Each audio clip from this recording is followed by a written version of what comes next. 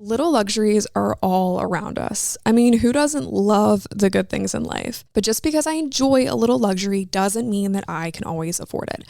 Until I discovered Quince. Quince is my go-to for all essentials at an affordable price. Items like organic cotton sweaters, 14 karat gold jewelry, washable silk tops and dresses are all at a price within reach. And the best part is that all Quince items are priced 50 to 80% less than similar brands.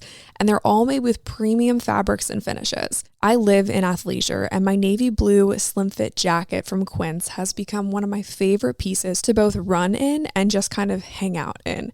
It's warm on those chillier spring days, and it's sweat wicking, which is perfect to work out in. So give yourself the luxury you deserve with Quince. Go to quince.com/8020 for free shipping on your order and 365-day returns.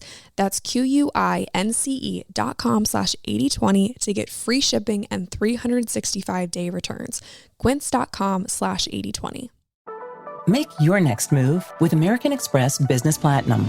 Enjoy complimentary access to the American Express Global Lounge Collection. And with a welcome offer of 150,000 points after you spend $20,000 on purchases on the card within your first 3 months of membership, your business can soar to new heights. Terms apply. Learn more at americanexpress.com/business-platinum. Amex Business Platinum. Built for business by American Express. I think loneliness is a breeding ground for spiritual warfare. The more isolated that you are, the worse off you're going to be. I think alone time with Jesus is a gift.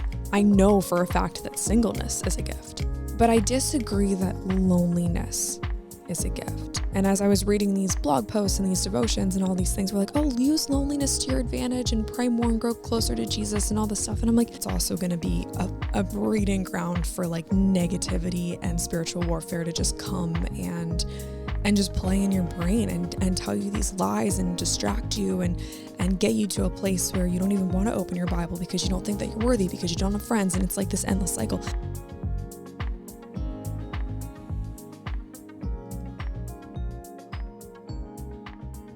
Hey guys, what's up? Welcome to Back to the Show. Thank you so much for clicking on today's episode.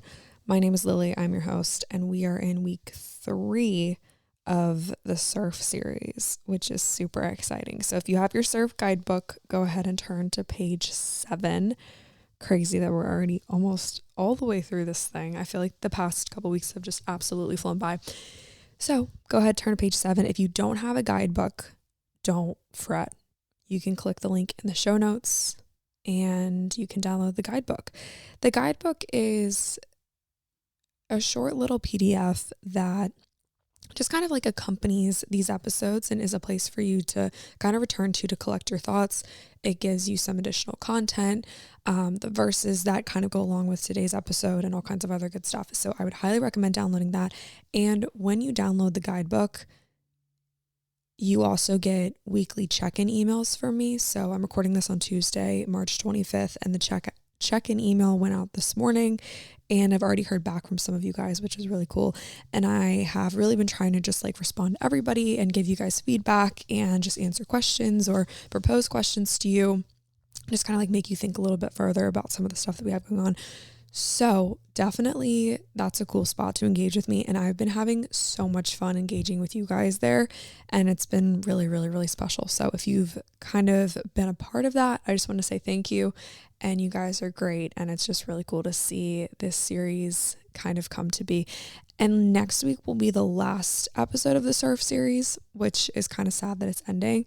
But that'll be an episode all about faith. And I'm really excited for that one. And not just like faith in like a broad term, but more like truly having faith, especially when challenges and tribulations and ebbs and flows are kind of happening. And that's kind of like what we've been leading up to throughout the past couple weeks. So if this is the first episode in the surf series that you're hearing, you might be a little bit confused. So I guess I'll backpedal here. SURF stands for Stop, Understand, Relationships, Faith. And it's an acronym that I came up with to just kind of help us. I'll definitely include myself in that because I'm going through it. If you've been listening, you know how kind of just like crazy the past couple weeks have been. But It is an acronym that I have used to help us kind of strategize how to navigate the ebbs and flows of life, essentially learning how to ride the wave. So a little bit of like a water ocean theme that we have going on. And that's kind of my thing. I live at the beach now, which is exciting. And I am such an ocean girl. I don't think I could ever be landlocked again. I was landlocked for about a year and a half when I went to college for a bit, or my first college. And that was not ideal. And I just don't think that I could ever be landlocked again. I'm an ocean girl, and this is the surf series. So that's what we're doing. Today, we are going to talk about the psychology of loneliness and what that means for us as a Christian. I kind of have a little bit of a hot take, so feel free to jot down notes and kind of think on that. This is something that I've kind of been spinning on for the past like 4 or 5 days because it's a bit controversial, but then again, maybe it's not. We're going to talk about why we desperately need strong friendships. And then we're going to talk about prioritizing a friendship with Jesus and how he models like the utmost incredible figure of like what a friend looks like. And I've got a story from John 11 that goes along with that. Before we dive too deep into today's episode, I want to let you guys know that we have a podcast survey linked in the show notes, and I would absolutely love to get your feedback. I would love to know what you like about the show, what you don't like about the show, and just be able to take that information and continue to improve the show and make the show better so you can just have the best possible experience. I always just am thinking of you as I'm creating content, thinking of what you might want to hear, who you might want to hear from, how long you might want the episodes to be, what other types of podcasts you like to listen to, and all that info is just so good to know so that I can know how to improve the show just for you. With that all being said, please, if you have 3 minutes, that's all it'll take, just 3 minutes. If you have 3 extra minutes, you could do this while your coffee's brewing. You could do this if you need a little brain break from work. You could do this while you are waiting to pick up your kid in the school pickup line. You could do this while you're waiting for your dog to finish up outside, because I know how much they just love to sniff. Like, give them 3 extra sniffing minutes and just complete the survey. So click the link in the show notes. It says 80/20 podcast audience survey. I would love to get any and all feedback that you have about the show, and I am just so grateful for your endless support and grateful for you filling out the survey. So if you have 3 minutes, click the link in the show notes, and now back to the episode. Let's kick off this episode by talking about loneliness. I was actually reading about loneliness in one of my psychology classes, and it was my social psych class, and we were talking about loneliness, depression, anxiety, and how a lot of mental health concerns, not like they entirely disappear when you're surrounded by people, but a lot of mental health issues stem from loneliness. And I wanted to read you guys something from my textbook. It says, "One can be utterly alone." I, as the author, am writing these words from solitude in an isolated office at a British university 5,000 miles from home, but I don't feel lonely. To feel lonely is to feel excluded from a group, unloved by those around you, unable to share your private concerns, different and alienated from those in your surroundings, which is a definition by Beck and Young from 1978. And then he goes on to say that it's no wonder that loneliness increases your risk of depression, pain, and fatigue. And this was from my textbook titled, hold on, it's digital, and I have to go back to the table of contents. This is from my textbook called Social Psychology by David Myers. I say that because it kind of paints a picture of like, okay, well, if I am, just because I'm surrounded by people doesn't mean that I'm not lonely. And I've felt that in my life many, many a time. You've probably felt that in your life many, many a time. But it doesn't really matter like how many people you're surrounded with. It matters who you're surrounded with. And there's 2 sides of the coin here. When I was prepping for this week's episode, I just did a little quick Google search on loneliness and Christianity. And most things that came up said something to the effect of like, loneliness reminds us that we were made for a relationship with God and that we have to turn to him. And of course, it's like, duh. Like, of course, that's like the right answer. Of course, loneliness and times of isolation will lead you to grow closer to God, or at least that's probably the intention. But I feel like that answer just really didn't cut it for me. And this is where the controversial take comes in. As much as I believe that periods of loneliness will definitely drive you closer to God, no doubt about it. Speaking from personal experience, I feel really lonely right now. I am surrounded by people. I love my family so much. I have a couple good friends here in my new place that I moved to, but I feel lonely. And that's because I don't have the community that I once did. I don't have the routines that I once was accustomed to. I'm not seeing the same people at my coffee shop every day. Like, just things are different, and it's going to take time for that loneliness to kind of go away once I feel more settled here and feel like I'm really plugged into my community. And that's no one's fault. And it's not like the end of the world, even though it kind of feels like it sometimes, but I'm going to be okay. And during this time, I'm really trying hard to reach for Jesus more than I ever have. And of course, that's like the right answer. Of course, that's like the thing that you're supposed to do. But I almost feel like the more that I spend time like doing the personal development and like thinking and spinning so much on my feelings and on my like personal philosophies and my own developments in my brain, like the more time that I spend on that, the more time that I spend in my own head, and the less time that I spend like out in community, the worse off I am. So that's kind of my hot take, is that like the more isolated that you are, the worse off you're going to be. I think alone time with Jesus is a gift. I value my morning quiet time so much. I know for a fact that singleness is a gift. I've been single for like almost 5 years. 4, I guess. Feels like forever. But I know that singleness is a gift because I look at like things in my life and I'm like, dang, I'm happy that I don't have someone with me. Other times I'm like, dang, I wish that I was with someone. But I know that singleness is a gift. But I disagree that loneliness is a gift. And as I was reading these blog posts and these devotions and all these things, we're like, oh, use loneliness to your advantage and pray more and grow closer to Jesus and all this stuff. And I'm like, I think loneliness is a breeding ground for spiritual warfare, because you're not really rooted in anything. And of course you can get in the word, and of course you can get on your knees, and of course you can grow closer to Jesus and learn more about him. And when you don't have friends and things to do, you have a lot more free time. And I think that of course you can grow closer to God, but like that's also going to be a breeding ground for like negativity and spiritual warfare to just come and just play in your brain and tell you these lies and distract you and get you to a place where you don't even want to open your Bible because you don't think that you're worthy, because you don't have friends. And it's like this endless cycle. And so I think that the way that you can protect yourself from that is community, is people, is building relationships. I just started reading the book Catching Whimsy by Bob Goff, and it is a devotion book, and they're super short. They're like maybe a page and a half sometimes, daily devotionals. And of course, the one for today, this always happens because that's just how good God is. But March 25th, this is the devotion. I wanted to read you part of it.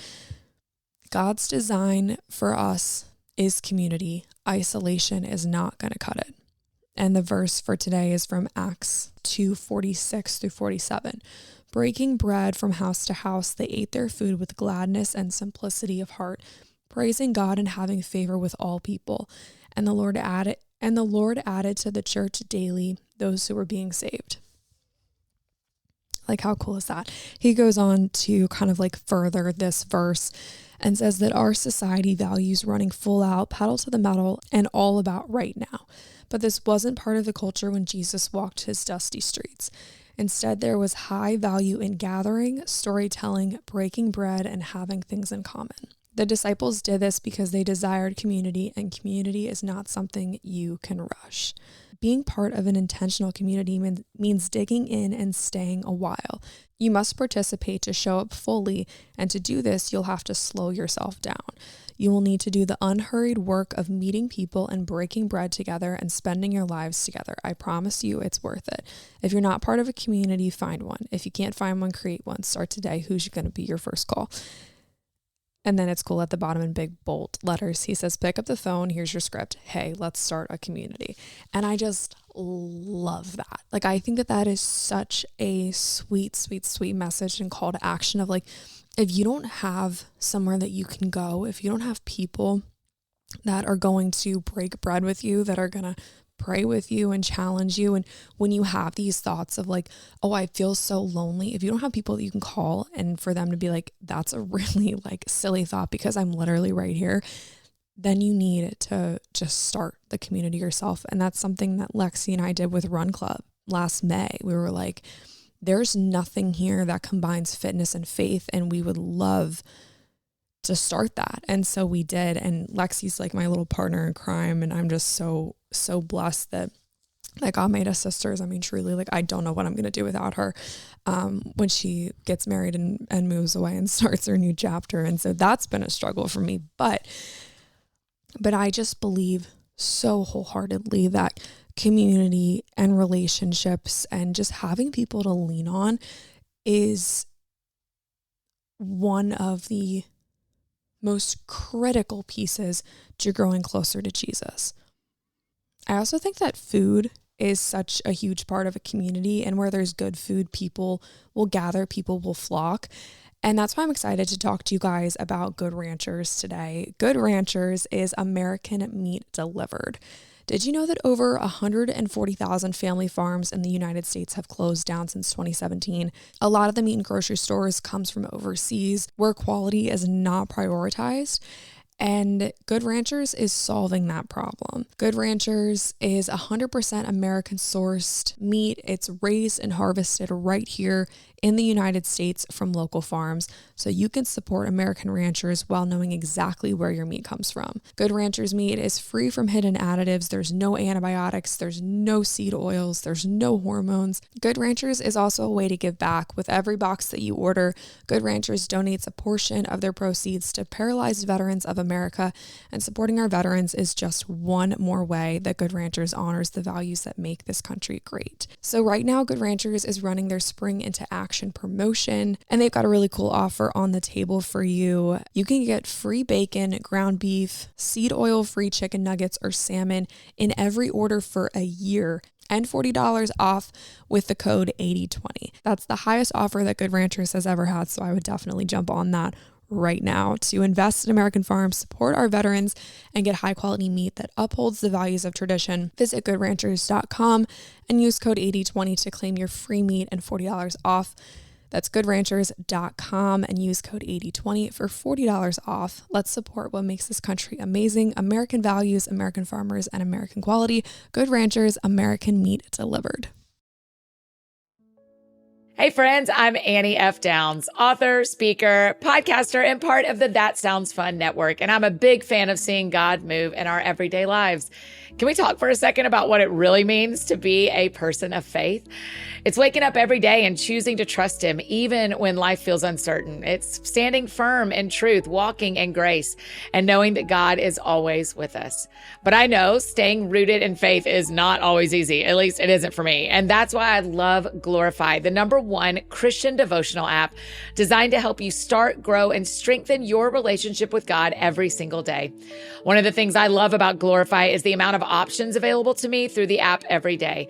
Not only does it help me kick off my time with God with their daily devotional, but there's a song of the day to listen to and a community of other users available to engage with. It's really cool. With Glorify, you can begin your morning in scripture, reflect with the daily devotional, and end the day with the daily walk with God, this immersive experience that quiets your heart and refocuses your spirit. It's one of my favorite hacks, something simple but powerful that keeps you anchored when life gets busy. And since we're shining a light on women this month, let's celebrate the strength, faith, and stories of women who inspire us every day. And for the men listening, think about how you're uplifting the women of faith in your life. Join me and over 20 million believers who have found encouragement through Glorify.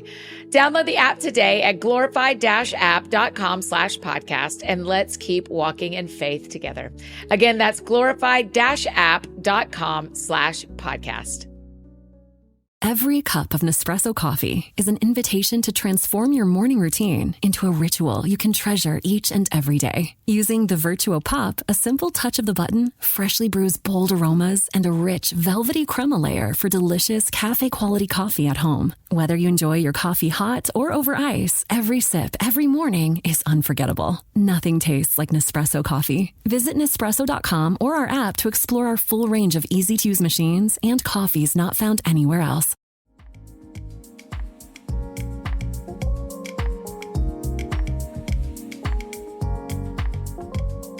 I found that when I involve food in any community gathering, this is just like a hosting tip. When I involve food or coffee in any gathering, people just come. They love it. Lexi and I hosted a run club. We're trying to start a run club here in Ocean City, and we hosted something at a coffee shop called The Stoke.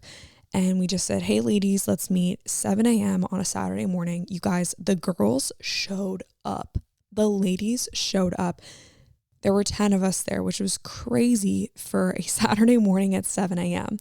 And it was just so cool and so sweet. And I had only met a handful of these girls a handful of times. And it was just really, really sweet and really, really special. And I think we all kind of mutually agreed that like we need community. And no matter how many people say that like they're good alone, they work better alone, they like living alone better, they just would prefer to fly solo. Like, I'm not saying that they're lying, but like something's got to be missing, right? Like you can't be that cool being alone all the time. This is another potentially controversial take, but I saw something the other day that said, I stopped complaining, just like, I guess, generic complaining, once I realized that I have a good God who won't let anything bad happen to me. And so I stopped burdening the people with my problems, or I stopped burdening my people with my problems. And I was like, okay, hold on. I think complaining and then burdening people with your problems are like two completely different things. And maybe complaining does burden people, but like explaining what you're going through and seeking support shouldn't burden people. And I think sometimes when you really feel alone, or when you're really going through it, or when you really just need to lean on people, you're naturally going to feel like a burden. So when I saw that, I was like, yeah, you're so right. Like I'm such a burden. Like I had this moment where I kind of fell into that trap for a second. I had to almost like force myself to snap out of it and be like, no, you know what? The amount of times that my friends have had the courage to call me when they're going through something, like the amount of times that I've gotten a text at like midnight or a phone call that's like, hey, do you have a sec? Like that takes guts. That takes so much guts to ask for help when you need it. And this one Instagram reel or TikTok is going to be the thing that I'm like, yeah, you know what? I'm never going to ask for help ever again, because just because of the excuse, like, oh, I have a good God who won't let anything bad happen to me. Yes, God is good. That's not up for negotiation, but there's no guarantee that nothing bad is ever going to happen to you. And just because bad things happen to you doesn't mean that you're a burden on your friends. So I was going to comment, and then I was like, you know what? I'm just going to log off. And this was, of course, during one of my sessions where I'm like, oh, I'm going to log on. I'm going to post about the podcast. And then I saw this, because Instagram doesn't let you go. Like it doesn't let you go. They just start feeding you reels and you're like, how did I get here? And so anyway, I just logged off. I deleted the app from my phone again and haven't logged back on since. But I was just like, dang, like, am I really going to fall for this? Am I really going to this is what I talked about before. Loneliness is a breeding ground for spiritual warfare. And when you don't have people in your life to like snap you out of it, it's just going to get worse. I used to be the type of person that was like, I don't need anyone. I'm perfectly independent. I used to be the type of person that didn't like to ask for help. I used to really withhold confiding in my friends because I felt like I was a burden. And it took a lot of work to undo that mindset. And it took me learning about who Jesus is and the kind of friend that he is to learn like, oh, we were meant to do life hand in hand. We were meant to do life as a crew, like you, me, and Jesus. Like this is a group project, okay? As much as my life is mine, as much as your life is yours, this is a group project. And obviously you can't be everything for everyone. Like there are different levels of friendships. Aristotle identified 3 different levels of friendship: utility-based, pleasure-based, and virtue-based. And utility is kind of like proximity. You are just kind of like around, maybe you work with this person, maybe they're like a friend of a friend, maybe there's some sort of like mutual beneficial situation going on. These aren't going to be the types of people that you confide all your deepest, darkest secrets in. The next level of friendship is friendships of pleasure. And you guys enjoy hanging out. Maybe you guys have a shared activity. These are the people that you are doing your like social pickleball league with. Like you see them once a week. Hey, how's it going? How's the dog? How's your kitchen renovation going? Like that kind of stuff. And then the highest level, the closest types of friendships are friendships of virtue. And these are the people that you're going to confide in, that you're going to call at midnight when things are going sideways. These are the people that are going to be your emergency contact in your first phone calls. And so I think it's really important to recognize like what types of people fall into what categories. And then that way you're not getting like hurt, you know, like if you were to call up a colleague that you work with and like start sharing your deepest, darkest secrets, they might be like, whoa, we should take this to HR. Like it might be awkward. But then you have other friends who are your lifers and you can call them with the tough questions. And so I think that it's important to realize like different seasons of life, you're going to have more of different types of friends than others. And some people are going to come into your life for a reason, a season, or a lifetime. And I think it's important to kind of like move with intention in these friendships and relationships. Not everybody has your best interests. So yes, call on your people. Yes, lean on your people, but make sure that they have your best interests at heart.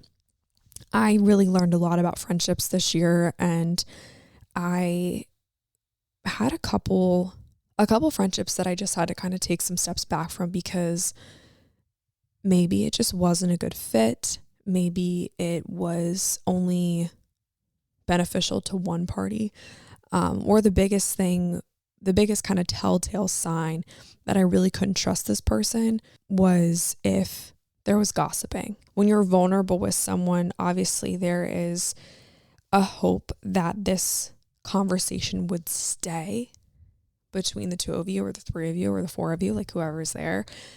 But I definitely think that like, especially this age group and just, I mean, like, let's be real, like women like to talk. Like we do like to talk. There's a reason why like, you know, hair salons have such a reputation for being gossipy, or why, you know, female friendships, like you really kind of have to work at them and kind of almost like tread lightly.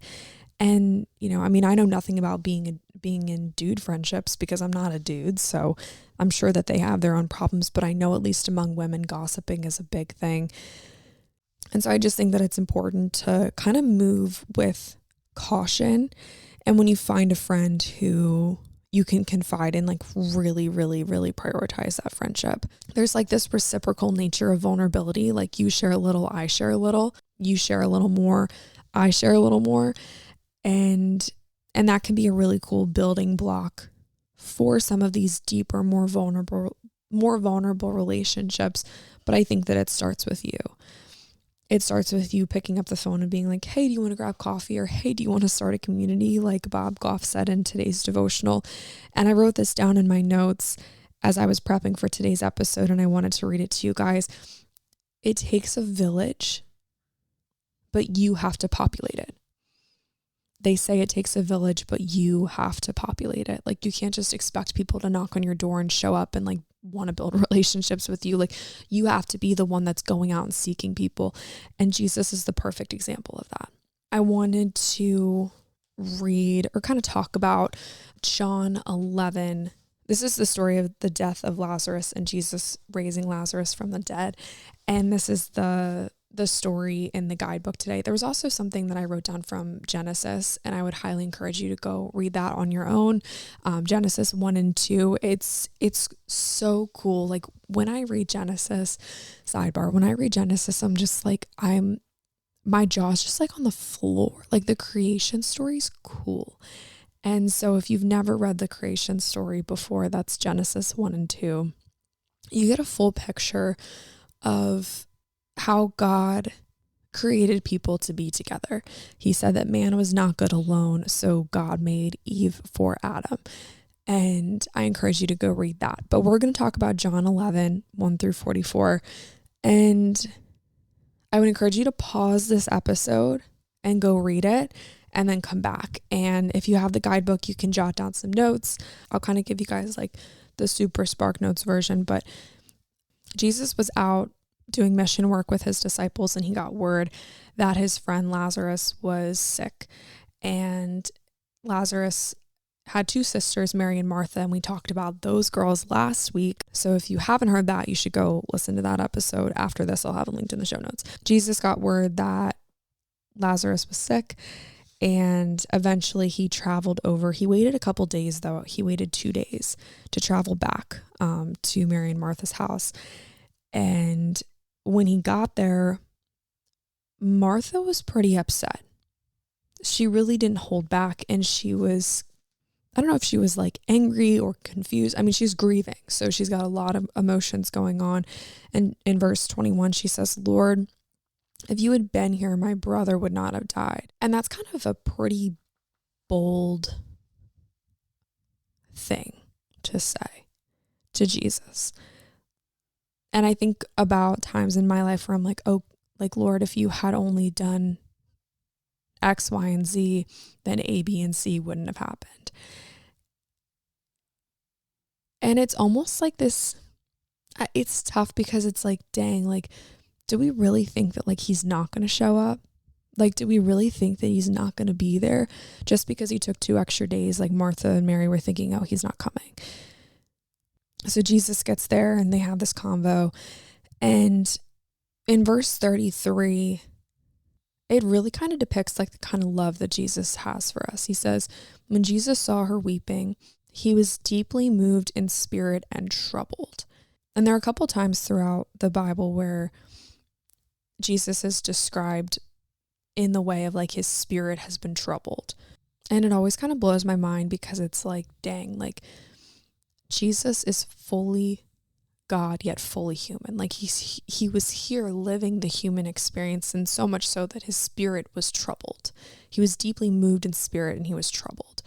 And then verse 35, he wept. He wept alongside Mary and Martha and everybody else who was mourning and grieving there with him, even though he knew that he was about to perform a miracle, even though he knew that Lazarus would be raised from the dead in a little bit. He still mourned alongside them and loved them enough to be there in it with them. There's a song that I heard growing up, and I remember like Googling it or like pulling it up on YouTube on the family computer when I was in like 5th or 6th grade. And it's Find Out Who Your Friends Are by Tracy Lawrence. I think Kenny Chesney's in there for one of the versions. I remember I had some drama at school. I was probably like 10. And I sat on the family computer and I Googled the song and I listened to it. And I listened to all the words. And I think I pulled up like the lyric video. And the song says, you find out who your friends are. Someone's going to drop everything, run out and crank up their car, hit the gas, get there fast, won't stop to think what's in it for me. It's way too far. They just showing up with their big old heart. And when I read this story in John 11, I think of that song. Like Jesus traveled. He showed up. He didn't ask questions. He was just like, I'm here and I'm here to comfort you. And I'm not going to tell you quite yet that I'm going to perform a miracle, but I'm going to be here and I'm going to grieve with you. And then it's going to be okay. And I just think that that's really, really cool. And what I learned from this story is how Jesus loves us. In John 13:34, so maybe just flip a page or two, Jesus says this, "A new command I have given you, love one another just as I have loved you. By this, everyone will know that you are my disciples if you love one another." By giving the command, you must love one another, it really just like hones in that idea of like, dang, that's important.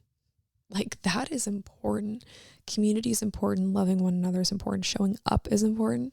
And building relationships is so important. And so when I think about these ideas of loneliness, loneliness is a gift. Isolation is a gift. You can use that time to grow closer to God.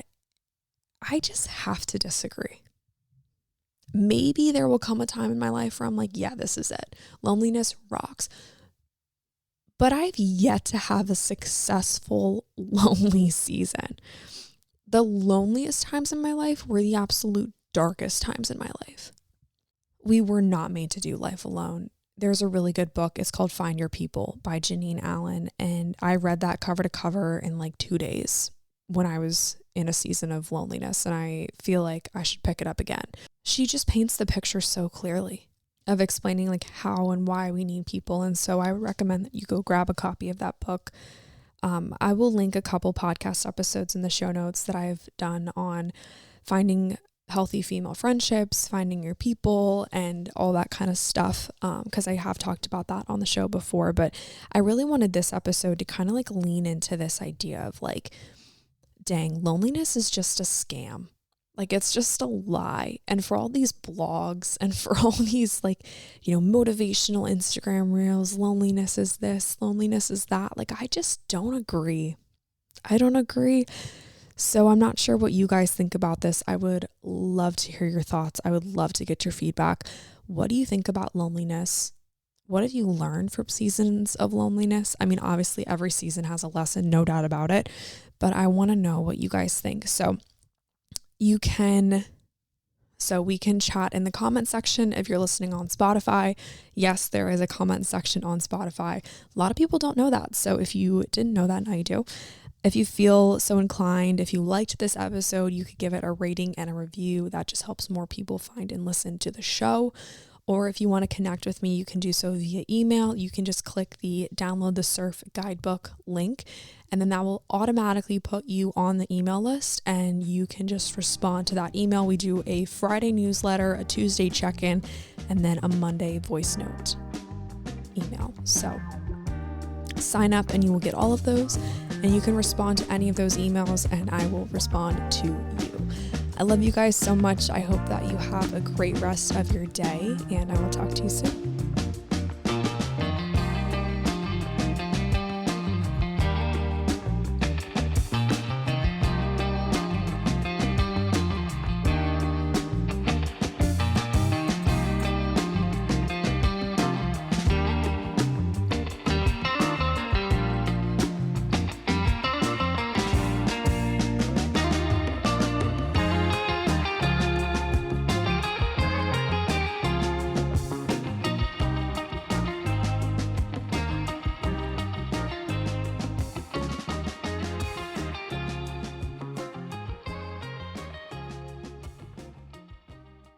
Are you looking for encouragement to live life how God calls you to and know that your life is kingdom purpose? Well, look no further.